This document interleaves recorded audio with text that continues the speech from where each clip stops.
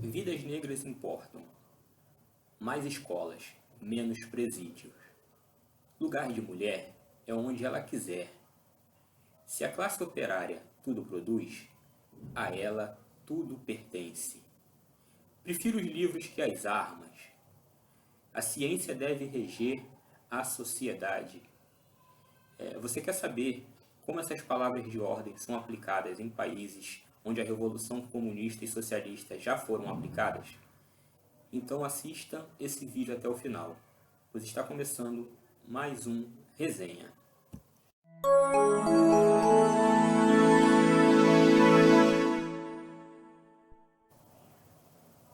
No resenha de hoje nós vamos trabalhar com as palavras de ordem que são muito em voga nos países cuja democracia impera, e vamos ver como é que essas palavras de ordem são aplicadas dentro dos países onde as revoluções comunistas e socialistas já foram aplicadas.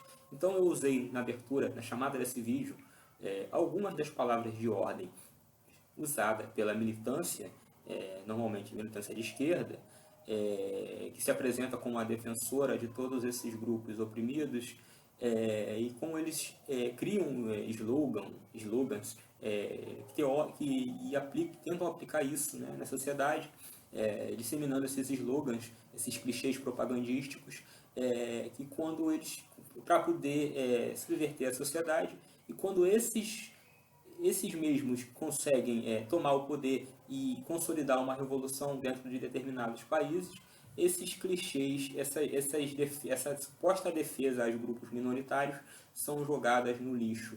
E na prática a coisa é outra. Então nós vamos trabalhar aqui com alguns dos clichês desse vídeo e vocês podem tirar as suas conclusões. Vidas negras importam. Na teoria, a militância e a turma, que o pessoal chama de turma da lacração, mas eu não entro nesses pormenores, a militância e os teóricos de esquerda, eles defendem a vida dos negros. E criaram um clichê, uma palavra de ordem denominada vidas negras importam, muito até por conta daquilo que ocorreu nos Estados Unidos há alguns meses atrás. Isso é disseminado nos Estados Unidos e nos países onde esse clichê, né, esse slogan, na verdade, essa palavra de ordem, ela é disseminada nos Estados Unidos e nos outros países cuja revolução ainda não foi implementada, o socialismo ainda não está oficialmente implementado nesses países. Então, eles se apresentam como defensores dos grupos minoritários, dos grupos oprimidos, no caso aqui é o grupo dos negros, e criaram essa palavra de ordem, mas que na teoria é muito bonito, mas quando na prática, e é verdade, vidas negras importam, evidentemente, mas assim como todas as outras vidas, mas como na prática, por exemplo, quando eles implementam a revolução, a coisa já não é como eles dizem. Para Fidel e Che Guevara, por exemplo, as vidas negras não importavam, pois além de fuzilarem a população opositora do regime em Cuba, em que sua maioria era negra, o regime comunista de Fidel Castro decretou a cor cubana no país. E a cor cubana não era nada mais, nada menos do que a branca espanhola. Para Marx também, as vidas negras não importavam, pois ele era racista. Marx, no caso, ele apoiou os brancos num evento que aconteceu no Haiti, que é chamado de Revolução Haitiana, e defendeu também a escravidão no Brasil. Só para vocês terem uma ideia do que Marx costumava dizer sobre os negros, eu indico esse livro de Leon Poliakov, intitulado O Mito Ariano, que fala da supremacia das raças, e aí vai ter toda uma explicação a respeito de como foi formulada as raças, a teoria das raças. E aí você vai ter aqui no próprio livro, no próprio trechos de Leon Poliakov, citando grandes intelectuais do século XVIII, do século XIX, e aí você tem citações de Marx e Engels referindo-se aos negros como os maiores dos pejorativos. Eu não separei nenhum trecho específico, mas quem quiser também uma outra referência bibliográfica, eu recomendo o livro de Carlos Moore, que é um intelectual cubano, que veio para o Brasil exilado, né? Ele veio para cá, para o país, fugido do regime cubano. Ele era um ex-revolucionário que passou a se opor ao regime comunista em Cuba, e ele escreveu um livro chamado O Racismo e a Questão Racial. Esse eu não tenho impresso, eu tenho em PDF, então não posso mostrar para vocês. Mas ele apresenta uma série de citações de Marx, também falando e detonando e depreciando a figura do negro. Então, na teoria, é muito bonito o que eles dizem, né? Mas na prática, a coisa, infelizmente, é outra. Vidas negras importam, claro que importam, mas para eles não parece não se importar tanto, porque o que eles dizem na teoria em países democráticos, onde a revolução socialista não foi ainda consolidada, é uma coisa, mas quando eles vão aplicar essa teoria nesses países, em países cujas revoluções de fato aconteceram, a revolução socialista se consolidou, aí a coisa muda de figura. Você tem Engels racista, Marx racista, uma série de intelectuais de esquerda racista. Você tem um Fidel que implementa uma cor cubana no seu país, onde a maioria absoluta e esmagadora é de negros, e além de implementar a cor branca como cor oficial do regime, ele assassina todos aqueles que são opositores do regime, que a maioria era negra. A maioria esmagadora era negra. Então, como a gente pode perceber, as vidas negras parecem não importar muito para esses tiranos, esses intelectuais e esses artífices e acólitos do socialismo, do comunismo. Então, eu mostro aqui para vocês o livro o livro ao qual eu faço referência, né, que eu recomendo, é o Mito Ariano, Leon Poliakov, e o outro que só tem em PDF, que é o livro do Carlos Moore, O Racismo e a Questão Racial. Então, esse é a primeira palavra de ordem discutida. A outra, muito interessante também, mais escolas e menos presídios. Isso eles dizem nos países onde a democracia ainda impera. Na prática, a coisa também é outra. Por exemplo, no comunismo do Camboja, as escolas estão transformadas em presídios. Na verdade, não só no Camboja, mas geralmente onde os socialistas tomam o poder, eles transformam escolas, hospitais e tudo que puder em presídios, né, para torturar os opositores do regime. Vou dar um exemplo, no Camboja de Pol Pot, cujo regime era chamado de Khmer Vermelho. Nesse regime, Pol Pot, ele ordenou que toda a população do Camboja fosse migrar da cidade para o campo. Então, foi uma migração forçada da cidade para o campo, e todos aqueles que se opuseram ao regime, eles foram presos dentro das escolas, torturados e assassinados. Então, no caso, no Khmer Vermelho, as escolas eram transformadas em presídios. Eles não acabaram com os presídios e construíram mais escolas. Muito pelo contrário, eles transformaram as escolas já existentes em presídios para assim torturar e massacrar todos aqueles opositores do regime comunista. E eram muitos. Nesse caso aqui no Camboja, o número de mortes foi 1,5 milhão a 2 milhões de pessoas, ou seja, eles mataram 1/4 da população. Isso no Camboja, fora a União Soviética, com seus gulags e outros países, na China, por exemplo, e por aí vai. Você procura que você vai achar milhões e milhões de mortes. Livro recomendado, o Livro Negro da Revolução, o Livro Negro do Comunismo, de Stéphane Courtois e outros historiadores. Eles fazem uma série chamada Livro Negro. Eles fazem o Livro Negro da Revolução Francesa, o Livro Negro do Comunismo, fazem até o Livro Negro do Cristianismo, escreveram até o Livro Negro do Cristianismo.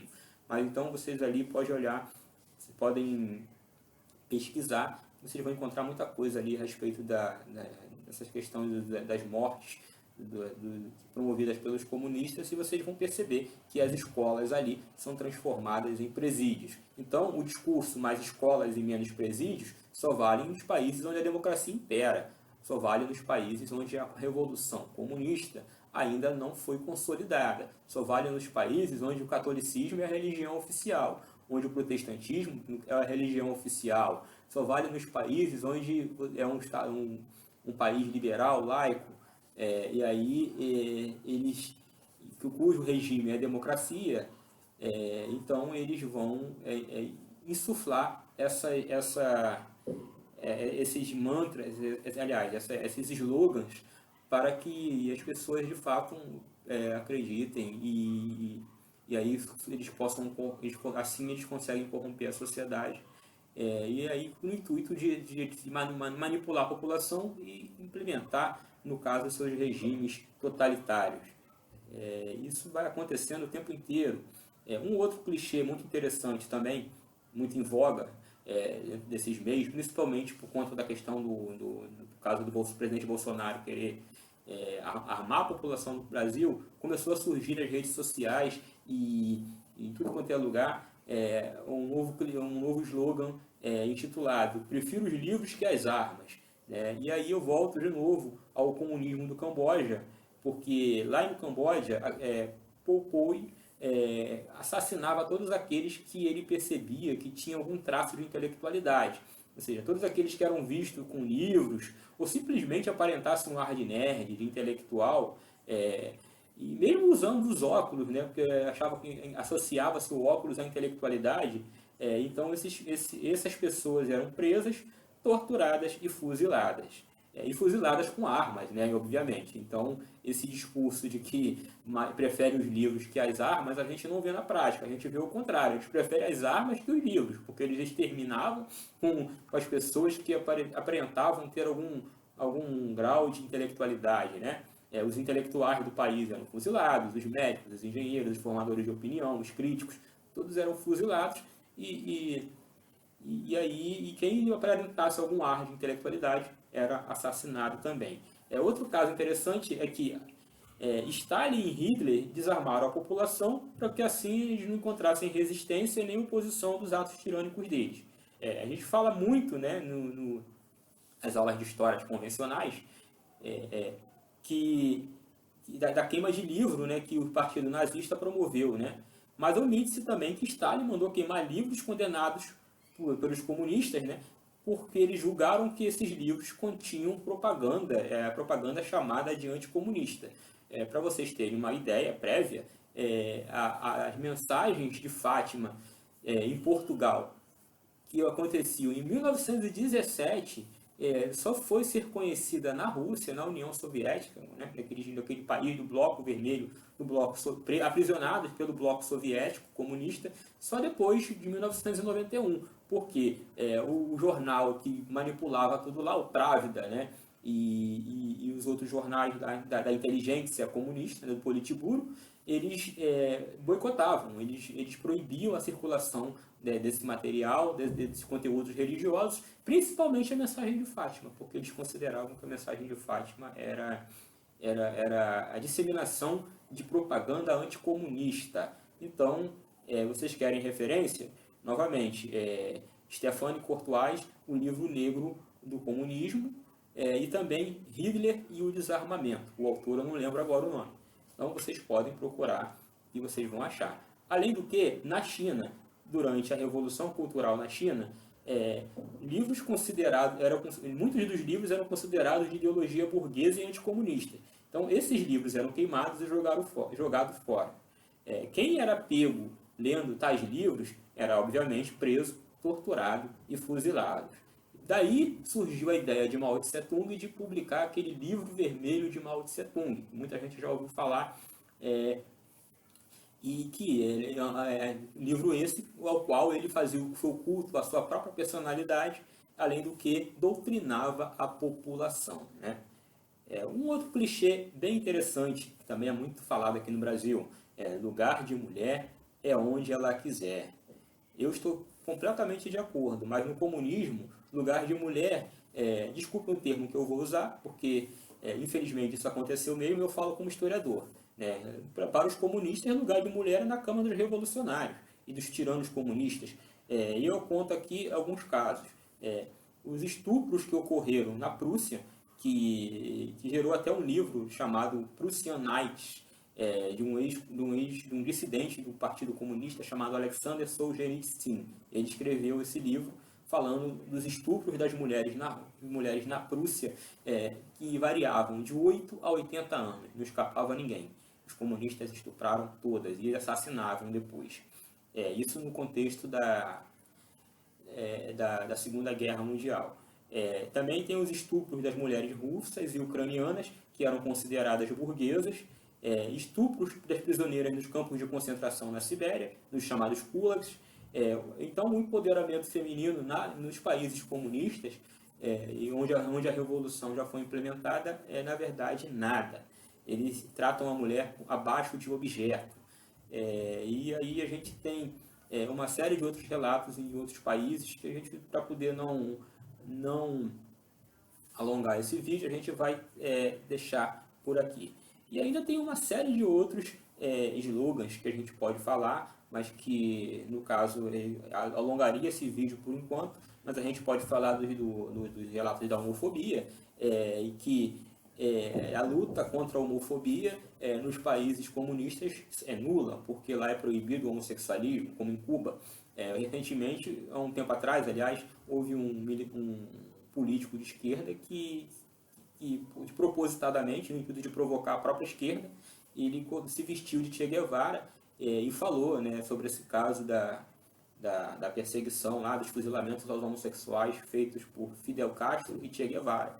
E ele chegou a declarar que a esquerda no Brasil, a esquerda como tal, não estaria preparada ainda para ouvir falar disso. Então, mas o que a gente sabe, pelos próprios historiadores cubanos, é que no regime de Fidel Castro, eles levavam os homossexuais para os campos de concentração e lá eram fuzilados, ou então enfiavam uma injeção com venenos e eles eram assassinados. Isso também vale para muitos outros países que caíram nas garras do comunismo. Então a gente, a princípio, termina por aqui, né, com esses clichês, e nos próximos vídeos a gente vai colocando mais, vai acrescentando mais dessas palavras de ordem, digo, não clichês, mas essas palavras de ordem que são inseridas nas sociedades neoliberais, sociedades onde a democracia impera, sociedades onde a religião oficial é o cristianismo, o catolicismo, o protestantismo, mas que quando vai ser colocada, mas quando nos países onde a revolução socialista se consolidou, essas palavras de ordem são esquecidas, e o que eles fazem com as chamadas minorias, aquilo que eles acusam as outras sociedades democráticas, liberais, e mesmo de regime religiosos, de fazer com esses grupos, né? E quando eu falo liberais, não é porque eu sou liberal, na verdade, muito pelo contrário. É o liberalismo que vai gerar o socialismo, né? Mas, como diria o Papa Leão XIII na Rerum Novarum, né? O liberalismo que vai causar todas essas mazelas, que vai causar a oposição, que é esse socialismo, esse comunismo, esse anarquismo. Então, o liberalismo também é um mal. Mas eu cito aqui porque geralmente esses slogans são jogados dentro da sociedade, nos estados mais liberais, para poder subverter a população, e aí eles tentarem, de certa forma, se infiltrar e conseguir sacramentar suas revoluções. E quando são nos países que essas revoluções de fato já aconteceram, aí a coisa muda de figura, aí esses grupos minoritários são discriminados, torturados, perseguidos, assassinados, fuzilados. Ok? Então a gente termina por aqui. Até o próximo vídeo, se Deus quiser. Um grande abraço.